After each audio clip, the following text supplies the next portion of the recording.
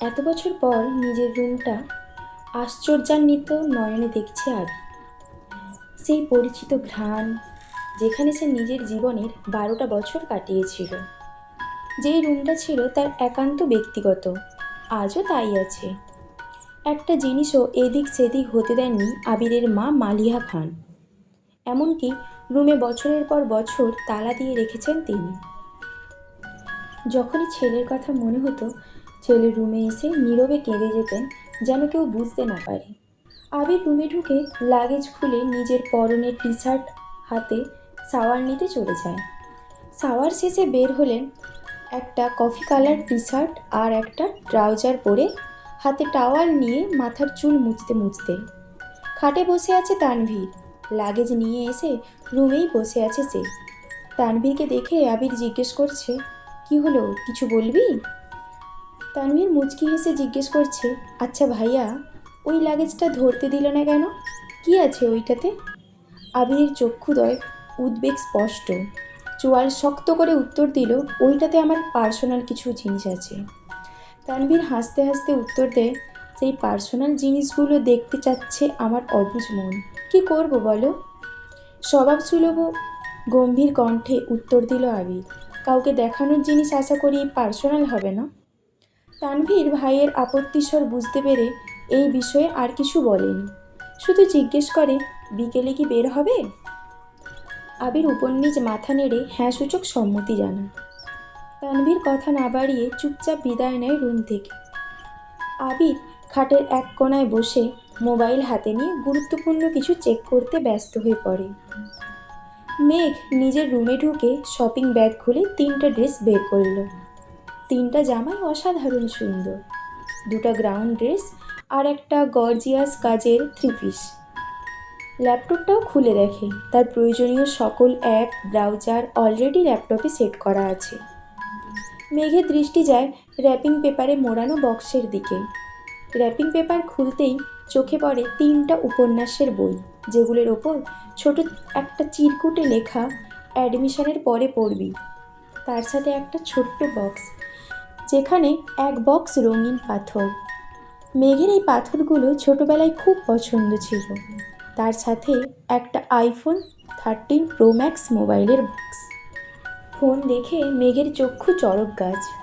অনেকদিন যাবৎ মনের কোণে সুপ্ত ইচ্ছে ছিল একটা আইফোন কেনার, কিন্তু কাউকে বলার মতো সাহস হয়নি তার। এগুলো দেখে খুশিতে গদগদ হয়ে পড়েছে মেঘ। ইন্টার সেকেন্ড ইয়ারে পড়াকালীন মেঘের যখন কলেজ, প্রাইভেট, কোচিং সব মিলিয়ে ব্যস্ততায় দিন কাটছিল, তখন তানভীর তার পুরনো একটা ফোন দিয়েছিল মেঘকে। সিমটাও ছিল তানভীরের। বাসার মানুষের বাহিরে শুধু 3-4 জন বান্ধবীর নাম্বার ছিল সেই ফোনে। এমনকি স্যারদেরকেও নাম্বার দিতে নিষেধ করেছিল কড়া ভাষায়। তানভীর বরাবরই বোনের ব্যাপারে খুব সিরিয়াস। ভাইরা বোনকে শাসন করে ঠিক আছে, কিন্তু তানভীর মেঘকে একটু বেশিই শাসনে রেখেছে এত বছর। এইচএসসি পরীক্ষা চলাকালীন সময়ে তানভীরকে খুব সাহস করে বলেছিল, ভাইয়া, পরীক্ষা শেষ করে আমায় একটা নতুন ফোন কিনে দিবা? অগ্নিদৃষ্টিতে তাকিয়েছিল তানভীর, যেন মস্ত বড় অন্যায় করে ফেলেছে। তারপর মেঘ নতুন ফোনের আশা পুরোপুরি ছেড়ে দিয়েছিল। আজ সে না চাইতেই আইফোন পেয়ে গেছে, ল্যাপটপ পেয়ে গেছে। এ যেন মেঘ না চাইতেই জল। আনমনে ভাবছে, মনে হয় তানভীর ভাইয়া বলেছে ফোন আনতে আর ল্যাপটপ আনতে, না হলে উনি কিভাবে জানবে আমার ফোন নেই। এদিকে 1 ঘন্টা যাবৎ ফোনে মনোযোগ দিয়ে কি যেন কাজ করছে আবির। হঠাৎ আদি দৌড়ে এসে দাঁড়ায় দরজায়।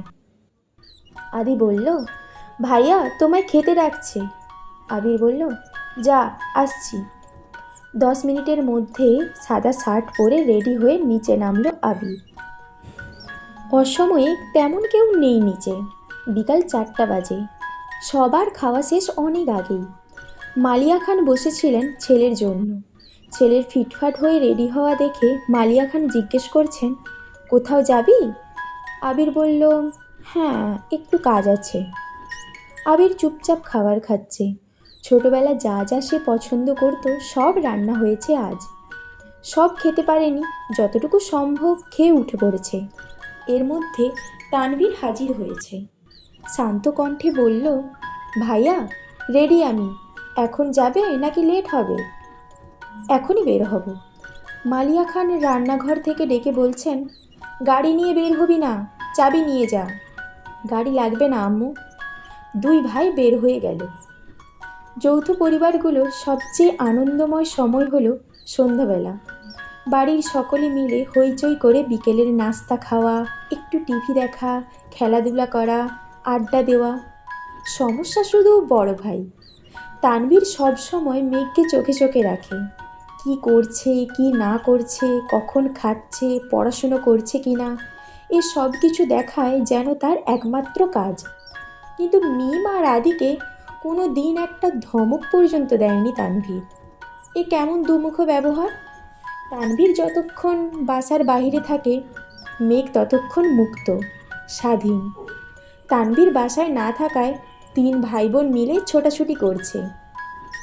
মেঘ যা বলে ছোট দুটো তাই করে। মেঘ আর আবিরের এখনও দেখা হয়নি। মেঘ কোচিং থেকে এসে রুমে যে ঢুকেছিল তার গিফট নিয়ে ব্যস্ততার কারণে সবেমাত্র রুম থেকে নিচে এসেছে।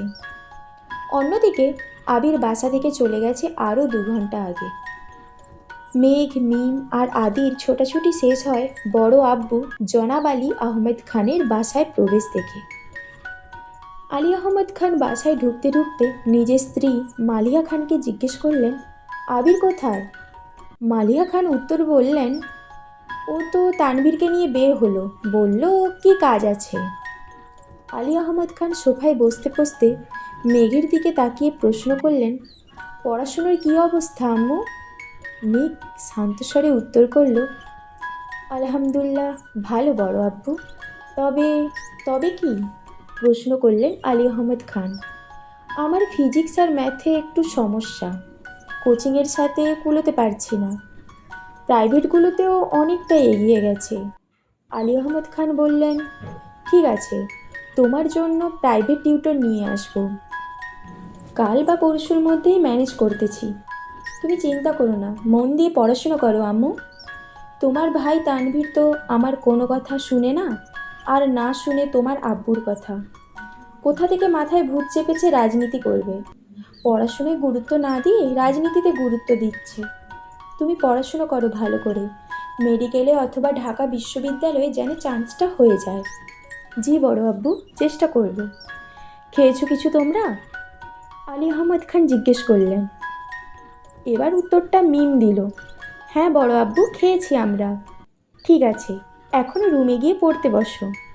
3 ভাই বোন কোনো কথা না বলে 3 দিকে যার যার রুমে চলে যাচ্ছে। রাত 9টায় বাড়িতে ঢুকে আবির আর তানভীর। খাবার টেবিলে খেতে বসেছেন 3 ভাই আর আদি। মিম, মেঘ কেউ নেই। রান্নাঘরে 3 যা খাবার রেডি করছেন। বিকেলে আবির সাদা শার্ট পরে বেরিয়েছিল। সাদা শার্টের 2-3 জায়গায় একটু একটু রক্ত লেগে আছে, আর আবিরের হাতে 3টা 1 টাইম ব্যান্ডেজ লাগানো। নজরে পড়ে ইকবাল খানের। কী রে আবির, তোর হাতে কি হয়েছে? শার্টেই বা দাগ কিসের? এই কথা শুনে ছুটে আসেন মালিহা খান। কি হয়েছে আবিরের? বুকের ভেতর ছ্যাঁত করে উঠছে। একমাত্র ছেলের শরীরে একটা আঁচড়ও মা সহ্য করতে পারেন না। আবির বলল, তেমন কিছু না, হাতে একটু লেগেছিল, ঠিক হয়ে যাবে, চিন্তা করো না। আর কথা না বাড়িয়ে সিঁড়ির কাছে চলে যায় আবির। আলী আহমদ খান ছেলের দিকে তাকিয়ে প্রশ্ন করেন, খাবে না? না আব্বু, বিকেলে খেয়েছি, খিদে নেই। এই বলে রুমের দিকে চলে যায় আবির। আবিরের কণ্ঠ শুনে মেঘ রুম থেকে বের হয় তাড়াতাড়ি। এতগুলো গিফট দিল, অবশ্যই ধন্যবাদ জানানো উচিত। 7 বছরে ভাইয়ের মুখটাও দেখেনি সে। কিন্তু মেঘ রুম থেকে বের হতে হতে আবির রুমে ঢুকে পড়েছে।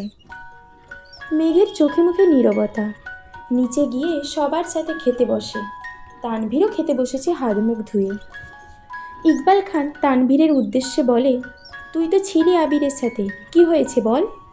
তানভীর বলল, চাচ্চু আমি তো ভাইয়ার সাথে বের হয়েছিলাম, কিন্তু পরে আমি পার্টি অফিসে চলে গিয়েছিলাম, তাই সঠিক জানি না। মেঘ যেন কিছুই বুঝতে পারছে না। বাড়িতে এসেছে 7-8 ঘন্টা হয়ে গেছে মানুষটার, অথচ সে এখনও দেখেনি তাকে তার মধ্যে। আবার কি অঘটন ঘটিয়েও ফেলেছে। সে শুধু চাচ্চু আর ভাইয়ার মুখের দিকে তাকাচ্ছে বারবার। আহমেদ আলী খান গম্ভীর স্বরে তানভীরকে বললেন, সে তো তোমার ভাই কম বন্ধু বেশি। তাকে বলে দিও কোনো প্রকার মারপিট আর রাজনীতিতে যেন না জড়ায়। আর এটাও বলে দিও তাকে, তার বয়সটা কিন্তু আমি পার করে এসেছি। তাকে দেশে এনেছি মারপিট করার জন্য না, আমাদের ব্যবসার হাল ধরার জন্য। তানভীর বলল, আসলে বড় আব্বু সামান্য হাত কেটেছে ভাইয়ার। আলী আহমেদ খান বললেন, থাক, আমায় কিছু বুঝাতে হবে না। কোনটা মারপিটের কাটা আর কোনটা কেটে যাওয়া আমি তা বুঝি। তুমি তো নিজের রাস্তা বেছেই নিয়েছ, অন্তত তাকে বুঝাও এসবে যেন না জড়ায়। তানভীর বলল, জি বড় আব্বু। মেঘ আচমকা প্রশ্ন করে বসে, কি হয়েছে? তানভীর মেঘের দিকে চোখ রাঙিয়ে তাকিয়ে বলল, তুই চুপচাপ খা। ইকবাল খান বড় ভাইয়ের দিকে তাকিয়ে বলে, আবির কেন মারামারি করবে? এত বছর বাহিরে ছিল ছেলেটা, এখানে ওর কে এমন শত্রু আছে? বাড়ির সবার মধ্যে নীরবতা, কেউ কোনো কথা বলছে না। মেঘ মনে মনে ভাবছে, আবির ভাইয়া মারপিট করেছে, কিন্তু কেন? এত বছর ভাবতাম আমার ভাই পচা, রাজনীতি করে, আমায় শাসন করে, কিন্তু আবির ভাই তো দেখা যাচ্ছে পুরোই হিটলার।